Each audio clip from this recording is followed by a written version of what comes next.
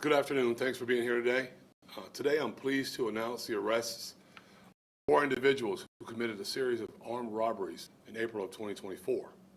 Treshonda Benefield, Nathaniel Carter, Jakari Lewis, and Jakethian Daniel were arrested on May 1st, 2024 on multiple counts of armed robbery. Throughout the month of April, these criminals targeted dollar stores across Jacksonville. During each robbery, the suspects followed a very specific pattern. Clothed in hoodies, masked, and gloved, 2 or 3 of them would rush up on the dollar store employees outside the businesses as they exited just after closing time. Armed with distinctive firearms, these individuals would force the employees back inside the dollar stores and then, at gunpoint, compel them to open the business's safes. These suspects would then steal the cash from the safes and run out of the dollar stores. And during each robbery, one suspect acted as a getaway driver, stationed outside the business in a white Dodge Charger. Once they stole the dollar store's cash, the suspects would flee in a white Charger. The video is going to play for you right now.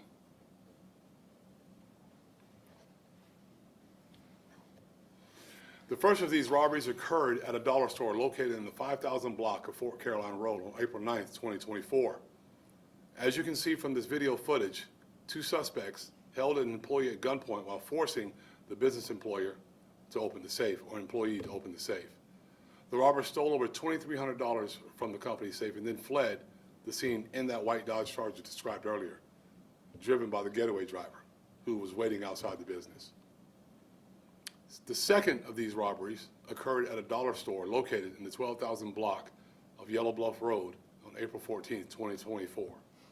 And as you can see from this video footage, 2 armed suspects forced business employees back into the dollar store immediately after closing time. Once inside the business, the suspects forced the employees to open the safe and stole over $2,800. Again, they fled the scene, driven by a getaway driver who had been stationed outside the business during the armed robbery in a white Dodge Charger. By the second dollar store armed robbery in April, JSO investigators established that there was a pattern forming involving these robbery suspects in dollar stores. In response, investigators contacted local dollar stores and told them to warn their employees of these events. Moreover, JSO investigators, quickly developed and executed a plan to identify and stop these serial armed robbers.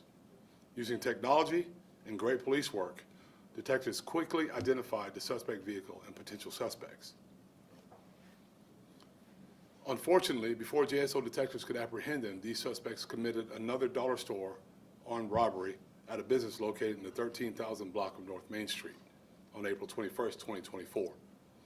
As you can see in this video footage, 3 armed robbers forced dollar store employees back into the business after closing time. Following the same pattern, these violent criminals forced the business employees to open the company safe. Then they stole over $3,000 and fled the scene in the same white Dodge Charger driven by a getaway driver. On May 1st, 2024, these criminals once again committed their final armed robbery at a dollar store located in the 3800 block of North Main Street. Consistent with their established practice, 3 of these suspects forced an employee who was closing the store back into the business. And as you can see in this video footage, each robber was masked, covered in a hoodie, and armed with a firearm. Once inside the business, these individuals forced the employee to open the business safe and stole over $3,400. They fled the scene in a white Dodge Charger driven by the getaway driver.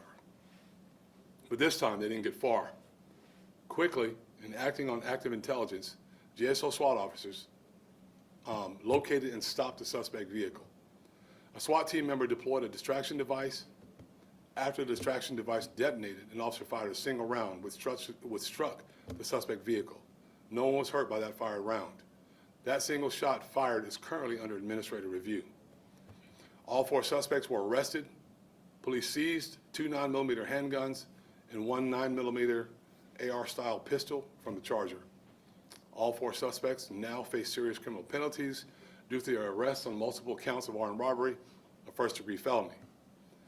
That ends that reign of terror. So at this time, I'll ask any questions. I'll answer any questions you all may have.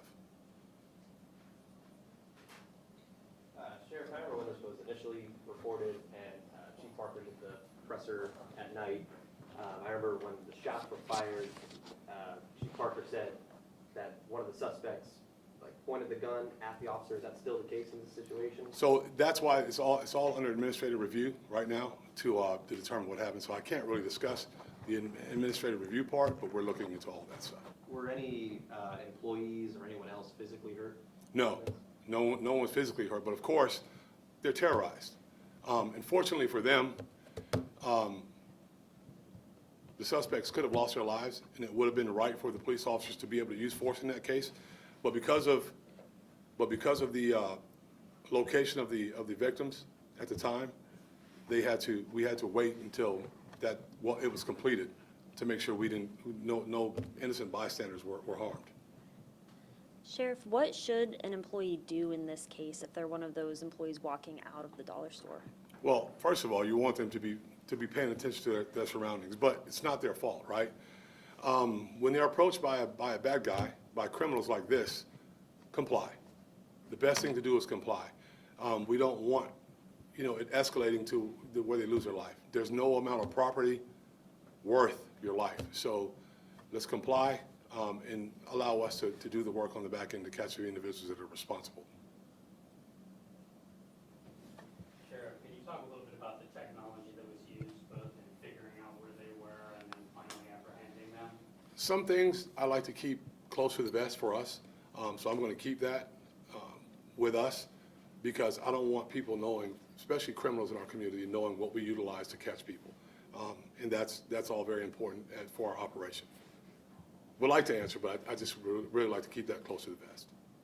What about the job that the JSO officers did? Can you talk to the job that they did? Sure. So you hear the narrative around the country oftentimes that police just want to kill people.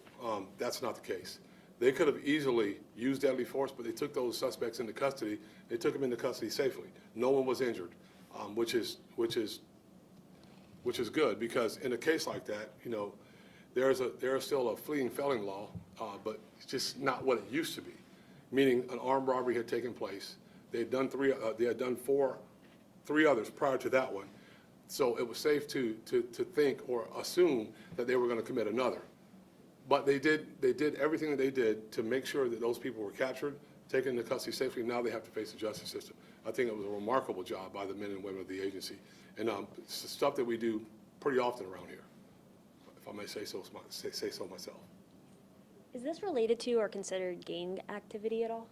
This right here, there's a group of people doing it. I wouldn't call them a gang because they hadn't been identified as a gang, but I guess you can call it group violence because we deal with a couple different things, right?